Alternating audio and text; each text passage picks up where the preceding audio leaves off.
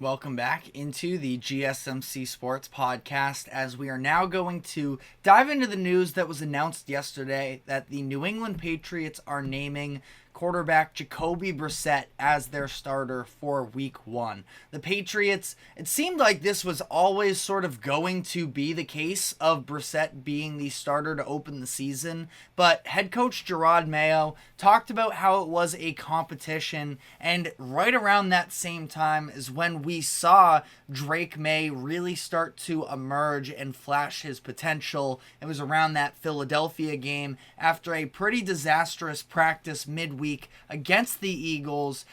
From that point on, it really seems like the reporting has shifted that Drake Maye has looked like the better quarterback as of the last few weeks, which is why this became a little bit more of a quarterback controversy than initially anticipated, especially because of the fact that Jacoby Brissett on the other side has not looked good. And looked at the statistics from the first 3 games combined of the preseason. Ultimately, it was a poor showing for Jacoby Brissett, and ultimately not all that promising in terms of he won the starting job for himself. I think it was more so about the fact that where the Patriots are currently at, the job was anticipated to be Brissett's, and Drake Maye just made it closer than it was initially thought out to be. But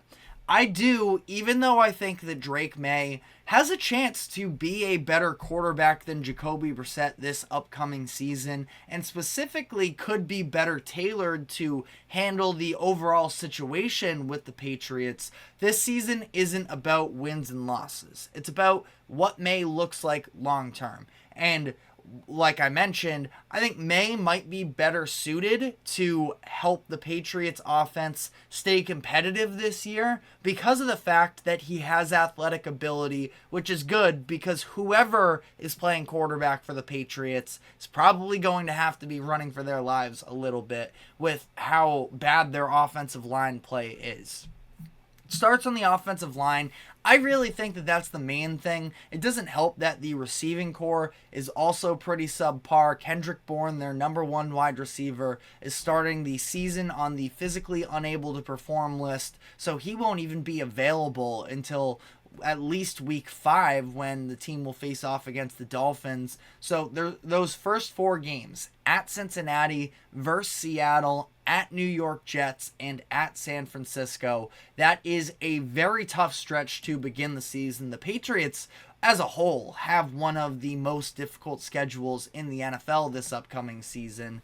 They are, I can double check here, according to Sharp Football Analysis, they have the 2nd hardest in the league, only behind the Pittsburgh Steelers. So the Patriots, and on that same note, the Patriots over-under win line is at 4.5. So again, sort of reiterating the idea that this season isn't about winning for the Patriots. But what can go wrong for New England is if they throw Drake Maye in there too early, and Maye was already seen as more of a raw prospect coming into the NFL, that this idea that mechanically he could be screwed up by facing tons of pressure, taking tons of hits, and also runs the risk a little bit of getting injured.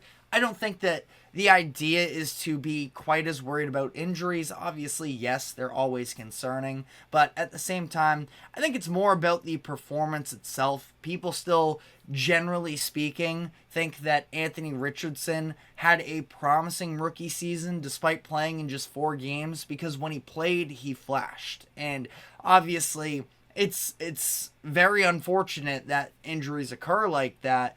But ultimately, the grade can still be positive even if you are dealing with injuries. That's obviously not what you're hoping for if you're throwing out your young quarterback there. But injuries are also just part of the game. So it's less so about the physical standpoint like that to me, more so than it is we just saw Mac Jones deteriorate for year after year. After a very promising rookie season in 2021, things just only got worse as the offensive line got worse, the receivers were unreliable, and by the end of it, he was seeing ghosts. And I just feel like at the end of the day, the Patriots have to be so conservative with how they go about this. Now, you can't coach scared. That's one of the number one rules in the NFL, that it's not that you're coaching out of fear.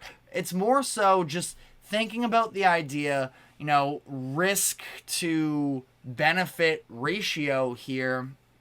There's a good chance you can do more harm to the Patriots by throwing Maye in there a little bit prematurely, rather than even if you end up waiting a handful of weeks. We've talked about this in the past and sort of tried to evaluate when it is that we could see Drake Maye.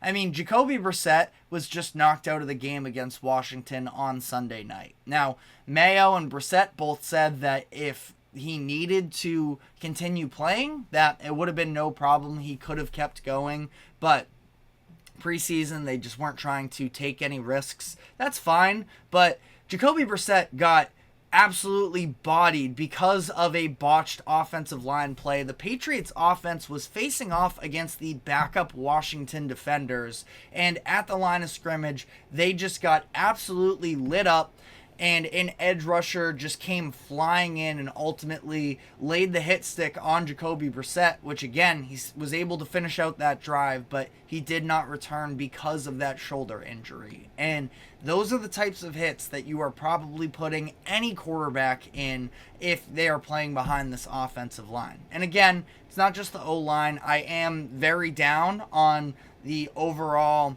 process there. It doesn't help that the receiving core is also pretty young and unexperienced as well. The fact that Tyquan Thornton is now a starting wide receiver for the Patriots definitely came as a surprise to me, given that he hasn't really proven anything in game or in preseason games to earn that spot just yet. But like I mentioned, Kendrick Bourne is going to be out for at least the first 4 weeks of the season, and you're left with a lot of mediocre. I like Demario Douglas. I like the upside of Jalen Polk, their rookie that they drafted in the second round out of Washington. But there's obviously an adjustment period that is necessary there, that I don't think you can chalk Polk in as, one of their definitive top 3 receivers at this point.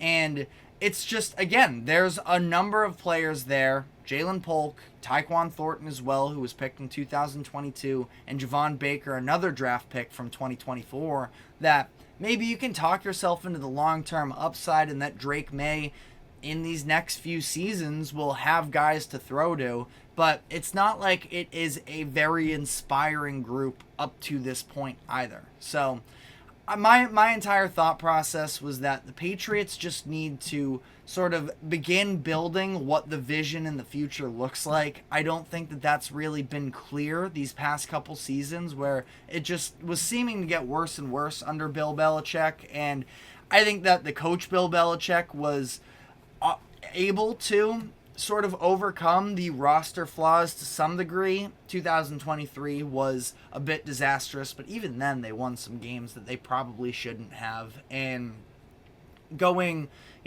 back, it's just the drafting has been abysmal. Belichick didn't seem like he was doing a very good job. Now, Mac Jones may have never been the guy anyways, but he did Mac Jones zero favors himself in terms of being able to instill confidence and put competent talent around him either, to the point where it was always sort of bound to flame out for both Mac and Bill Belichick. And now they're headed into this new era with Drake Maye. I don't think that Mayo has done a great job navigating the media up to this point. I was talking to my cousin, actually, who is another Patriots fan, and he made an interesting point about how Drake Maye played under Bill Belichick when he was a player, coached under Bill Belichick when he became sort of a figurehead of the defense, even prior to being the defensive coordinator, which was his promotion in 2023. So he played under him, coached under him. Belichick, obviously notorious for not speaking to the media whatsoever, giving them nothing.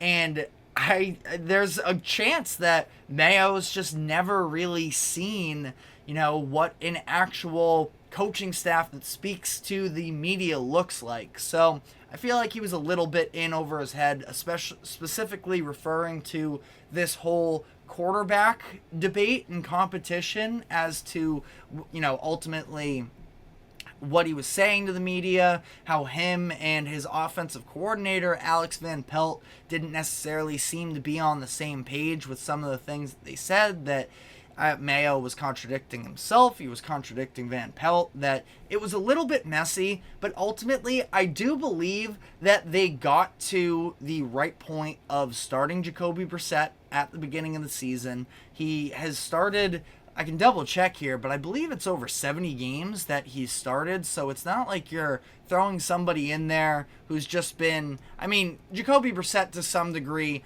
has been a backup over the past few seasons, but he's played in over 70 games, 48 career starts, so big difference there. But even still, I think that we saw in 2022 where he was able to at least be a passable option for the Cleveland Browns while Deshaun Watson was serving his suspension. Last season, towards the end of the year, kind of seemed like the Commanders preferred Jacoby Brissett and the stability and lack of recklessness, I suppose, in comparison to Sam Howell, who definitely was a little bit of a wild card, that they were more comfortable having Brissett in to just provide some more stability. 3 touchdowns, 0 interceptions. Again, didn't even start any of those games, just came in as a relief guy for Sam Howell in those instances. But Brissett, he has not looked great in preseason, but I think that ultimately, once they get in the full groove of things, once he starts to get more than 2 drives on any given game, maybe he can start to iron out some of those issues, get his feet wet again, and this is not going to be a good Patriots offense, but I am optimistic about what their defense can provide in terms of, yes, you lose Matthew Judon, who was one of your premier players on that side of the ball, but I still don't think it's a bad defensive core as a whole. And Gerard Mayo, his entire background is defense. And again, it's Bill Belichick defense. So, not that he's going to be Bill Belichick as a defensive strategist, but he, I'm sure, has learned so much from Belichick over the past decade or so plus, that he has been not just a coach, but also a player under his staff. Mayo, again, double check here, but he was drafted in 2008 to the Patriots, won Defensive Rookie of the Year, and was with New England his entire career. So I think he should be familiar with sort of what a functional offense looks like, and I think he'll be able to come through and deliver a good enough defense. It's just a matter of, can that offense even be passable, any form of reliable? If that's going to be the case, Jacoby Brissett has more experience, and again, I'm just okay with the idea of easing Drake Maye into this entire experiment, because the Pats have a lot of holes to fill over the coming seasons. But let me know whether or not you think the Patriots got it right in the comment section and why. But we are now going to be moving on here as we close out our previews for all 32 NFL teams. Today we have our last team of the NFC West and of the NFL as a whole, and we are going to be diving into the upcoming season for the Seattle Seahawks, who just are headed into new era is maybe a little bit dramatic, but I mean, Pete Carroll also, like, that was an era for the Seahawks, and now that he's out of town, they bring in one of the great young defensive minds in Mike McDonald to take over the franchise and try and help build up a little bit more of maybe a tough-nosed program. So we're going to talk about whether or not they have what it takes this season to make it back to the playoffs after falling just short in 2023. So we'll dive into that and more. But first, a quick break. Do not go anywhere. We will be right back.